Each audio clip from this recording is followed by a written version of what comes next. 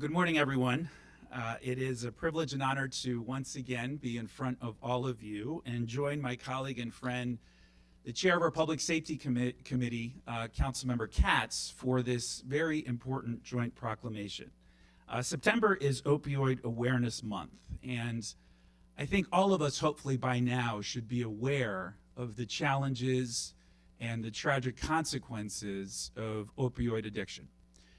We annually get together, thanks to Laura Mitchell and Judge Bernard and a group of just unbelievable leaders in our community, to recognize the hundreds of lives lost now every year to opioid addiction. And this is an issue that is impacting our entire country, and it doesn't matter what zip code you live in or what area you live in or how old you are. There isn't a person in this room that likely doesn't know somebody who has been afflicted by this challenge, but has also experienced tragedy as a result of it. We have an absolute responsibility as a county and as a community and as a government to pull together all of our resources to ensure that there is appropriate treatment and support, but also to eliminate the stigma that continues to exist around this disease. And it is a disease. We must continue to be vigilant and acknowledge not just this month, but every month is an opportunity for us to turn the tide. And I am optimistic that we will do that. And I'm optimistic because of the people behind me today. And I'm optimistic because of the parents and the families that have had the courage to come forward and tell their stories to make sure this is not repeated. So thank you all for joining us this morning, and I now want to introduce my colleague and friend, Councilmember Katz. Thank you very much, Councilmember Albornoz.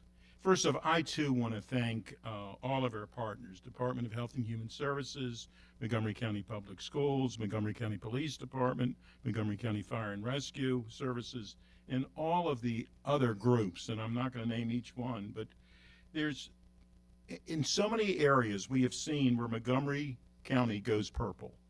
I even remember to wear a purple tie today.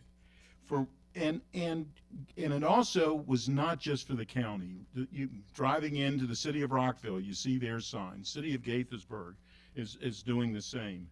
And earlier this year, there was 3 committees that met to receive an overview of the county's current opioid and fentanyl response.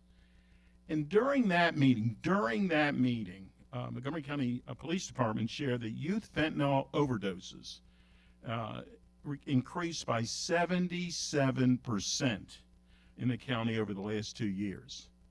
That's a horrible percentage. Most of us today are aware that fentanyl is a powerful synthetic opioid that is up to 50 times stronger than heroin. Well, I knew it, and I needed to be reminded of it. But it came so vivid to me when they showed a penny next to a grain of fentanyl, the size of a grain of sand, and you learn that those few granules of fentanyl is enough to kill someone, is enough for someone to end their life. It made us all so very much aware. I want to publicly, again, thank Montgomery County Police Department, Montgomery County Fire and Rescue, Montgomery County Correctional Facility, and all the people who were so deeply involved in this topic. There's a COPE trailer, a Community Opioid Prevention Education trailer that the police department will bring to make us all aware. We all know about Narcan, and that's something that will reverse the effects of an opioid overdose. And we know that our public safety workers, and that's obviously the police, fire and rescue, we heard yesterday that bus drivers are carrying it as well. They have it in our correctional facilities. But we can't stress enough that we need to make certain that all people, but this one is especially our young people, are aware of how dangerous all of this is, and that they need to continue to make certain, we all need to continue to make certain that each one of us, each one of our neighbors remains safe. So thank you very much for being with us. Education, hopefully, will get us a great distance on this concern. Thank you. Thank you, Mr. Chair. Thank you so much, Chair Katz. And behind me, we're in a minute going to hear from LaTanya Rich, the Executive Director of Tree of Hope. But I also want to acknowledge Ms. Laura Mitchell, who is the Chair of the Alcohol and Other Drug Addiction Advisory Council and co-founder of Montgomery Goes Purple, Ben Stevenson, who is the Prevention and Harm Reduction Manager for the Department of Health and Human Services, and Megan Westwood, the Executive Director of Maryland Treatment Centers, Dr. Keisha Davis, our Chief Medical Officer, Dr. Earl Stoddard, our Assistant Chief Administrative Officer in the Office of the County Executive, and Dr. Rolando Santiago, the Chief of Behavioral Health and Crisis at HHS. This is an exemplary group of leaders who represent so many who are doing so much in our community. And I now want to welcome Ms. LaTanya Rich to say a few words.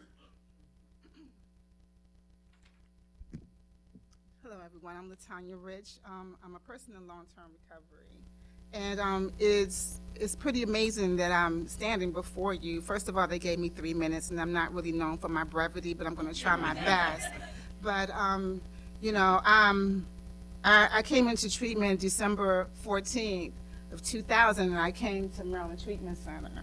And to be honest with you, when I left out that door, I was afraid of if I was going to be able to live my life on my own without the structure of treatment, one day at a time. But when I went to meetings and I had peers that supported me and showed me how to put my life together, one day at a time. You know, my dad was a computer programmer, so I had mad skills employment-wise, but a lot of my friends didn't. A lot of my friends hadn't worked a job in years, never filled out an employment application. I spent a lot of my early recovery helping other people kind of get their thing together. And I worked in corporate America at a law firm, and I remember I had got so burnt out that I came to Megan Westwood, and I was like, help me, I don't know what to do. And she said, come work for me. I was like, you don't have any money though, but you know. She says, but you're miserable, you need a break. And I did that, and I worked on the steer team, and it was like the best decision I ever made. You know, it is to be able to live out loud. I remember being at the law firm and going to lunch with a couple of attorneys, and I had just done a group at the shelter in DC, and I came outside to go to lunch, and this lady who had all these bags, and she was really dusty, and she saw me from the meeting, and she ran up to me and she hugged me, and everybody was looking at me like, you know her? I'm like, I did volunteer at the shelter. I had to lie, you know what I mean? I felt I had to lie, right? But working for the steer team gave me the freedom to live out loud, to help people, to be an example, to put a face on recovery, right? All those people at that law firm now know who I really am, but you know, Steer gave me the freedom to be able to show people what recovery looks like, not what addiction looks like, you know? And so the Steer team has taken off. I left because I'm a little old and I can't wake up at 3 a.m. and go back to sleep. So I left for a little while, but Megan came back and she asked me to be the director or the supervisor of the Steer team. So I came back and the rest is history. You know, the Steer team is doing fantastic. Last year, we got funding to open up the very first substance misuse co-occurring recovery community center. And we are killing it. People are coming in using the computer lab. We have NAAA, we have yoga. We just gave a wellness retreat this year that had 250 people attend, not just from Montgomery County, but across the state, right? We are making a difference. Our peers are going out in the community and showing people what recovery looks like. Recovery does work. You know, right now we're having an adolescent crisis. You know, and but I don't want people to forget that those adolescents have parents that are using. They have, you know, we have to fix the whole, you know. Let's not forget about the whole, because those kids are going to go back to parents from dysfunctional families, and we need to build those supports and approach this in a more holistic way, right? And that's kind of what we try to do. We're about to start. We just hired a young man from the Recovery High School in Frederick.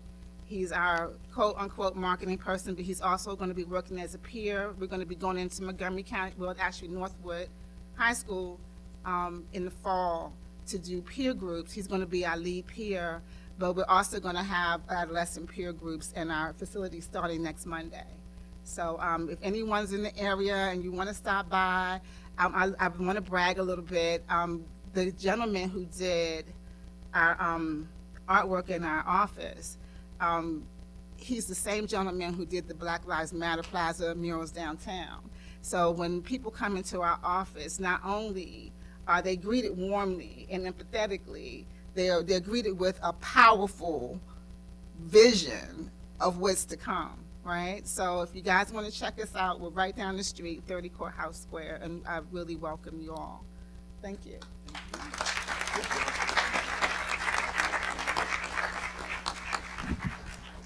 You are killing it, LaTanya. That was awesome. All right, we're going to read the proclamation now. We'll alternate. Actually, why don't I take the first three and you take the last ones? We'll do it that way.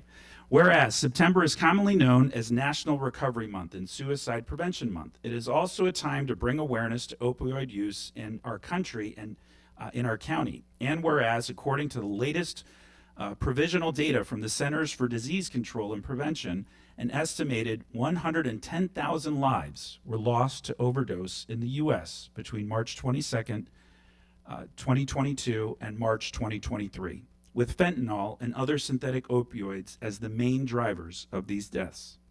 And whereas fentanyl usage and overdoses have become a growing problem among youth in Montgomery County. In the last 2 years, data shared by the Montgomery County Department of Police shows youth overdoses for residents 21 and younger spiked in 2022, rising by 77%. There were 48 youth overdoses last year, 11 of which were fatal. And whereas an overdose can be attributed to many factors, it can happen when an individual uses a substance that has been contaminated with highly potent opioids or other drugs, or when the person misunderstands the dosage of the medication they are taking, and whereas every community across our country has been impacted by the opioid crisis. Behind all of the statistics are families, friends, and communities that will never be the same. Now, therefore, be it resolved that the Montgomery County Council recognizes the month of September 2023 as Opioid Awareness Month, and furthermore be it resolved that as we remember those who have been lost, we recommit to working with our community partners and our Department of Health and Human Services to do everything possible to prevent substance use and overdose. It's presented today. It's signed by Councilmember Albornoz, Council President Glass, and myself. Thank you very much for all you do.